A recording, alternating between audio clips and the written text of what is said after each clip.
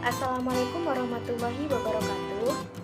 Pada video pembelajaran kali ini, saya akan menyampaikan materi mengenai rangkaian arus listrik bolak-balik atau AC.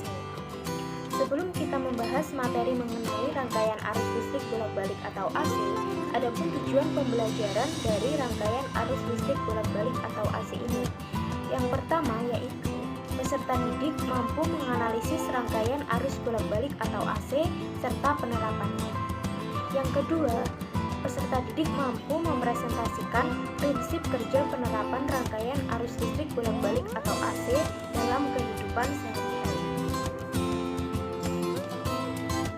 Oke teman-teman, pada video pembelajaran kali ini kita akan membahas mengenai rangkaian arus listrik bolak-balik atau AC.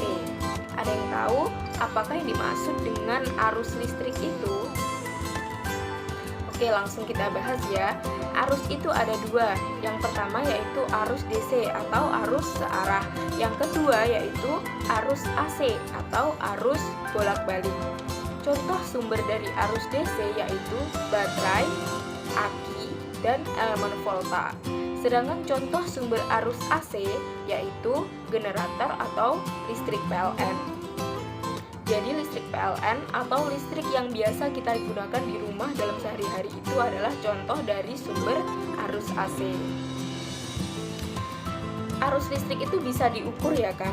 Ada yang tahu apa nama alat yang digunakan untuk mengukur arus listrik? Jadi, alat yang digunakan untuk mengukur arus listrik yaitu ampermeter dan voltmeter.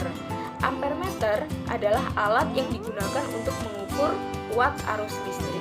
Sedangkan voltmeter adalah alat yang digunakan untuk mengukur tegangan listrik. Jangan sampai terbalik ya. Ampermeter digunakan untuk mengukur watt arus listrik, sedangkan voltmeter digunakan untuk mengukur tegangan arus listrik. Nilai yang terukur oleh ampermeter dan voltmeter itu dikenal dengan nilai efektif. Loh Bu, memang apakah ada alat lain yang digunakan untuk mengukur arus listrik ini?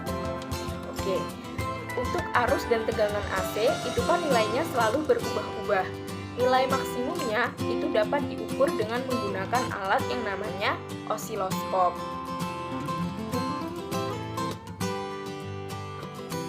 Kemudian arus dan tegangan AC. Arus dan tegangan AC itu nilainya selalu berubah-ubah dan dapat digambarkan dengan grafik sinusoidal. Seperti yang Ibu sebutkan di awal, bahwa nilai maksimum itu dapat diukur dengan menggunakan alat yang namanya osiloskop. Jadi dihasilkan gambar seperti ini, bisa dilihat pada gambar. Bentuknya adalah grafik. Nah, di sini mana sih yang menunjukkan nilai maksimumnya? Jadi pada grafik ini yang menunjukkan nilai maksimum adalah puncak gelombang. Misalkan puncak gelombang ini menunjukkan angka 4, bisa dilihat itu adalah Vmax dan Imax, tegangan maksimal atau watt arus maksimal. Nah, itu menunjukkan nilai maksimum.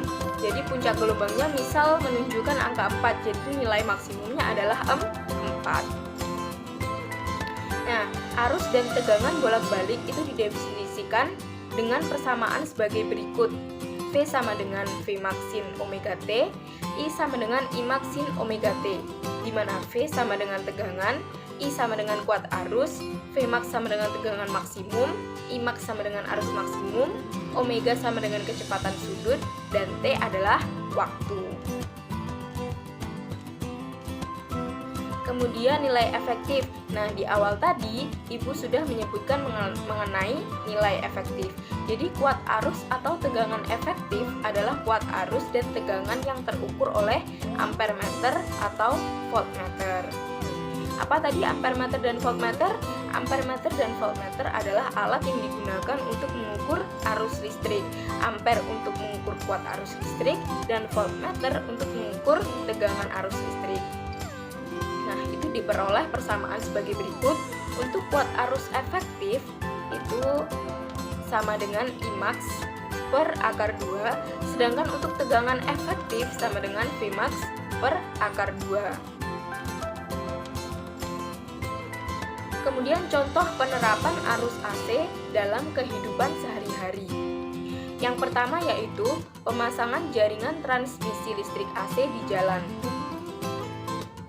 Bisa dilihat pada gambar, itu biasa kita temui di jalan-jalan ya. Jadi dari pembangkit listrik menuju ke pelanggan yaitu rumah, pertokoan, industri maupun instansi, arus AC juga dapat diubah menjadi arus DC dengan memakai trafo. Contoh penerapan arus AC yang kedua yaitu pengamanan jaringan listrik AC di dalam rumah. Bisa dilihat pada gambar, itu biasanya kita temui di depan rumah kita ya. Jadi pemakaian daya listrik jaringan listrik AC di rumah atau di kantor itu dibatasi oleh pemutus daya yang dipasang bersama dengan kWh meter. Untuk keamanan pada alat-alat listrik rumah tangga, biasanya pada masing-masing alat itu dipasang sikring. Kemudian contoh penerapan arus AC dalam kehidupan sehari-hari yang ketiga yaitu pemakaian alat-alat rumah tangga. Arus AC pada umumnya digunakan pada peralatan elektronik di rumah seperti kipas angin, kulkas, kompor, teko listrik, dan setrika. Nah, jadi alat-alat rumah tangga yang biasa kita gunakan sehari-hari itu adalah contoh dari pemakaian arus listrik AC atau arus listrik bolak-balik. Nah, itu tadi sekilas pembahasan mengenai rangkaian arus listrik bolak-balik atau AC. Semoga dapat bermanfaat dan terima kasih. Wassalamualaikum warahmatullahi wabarakatuh.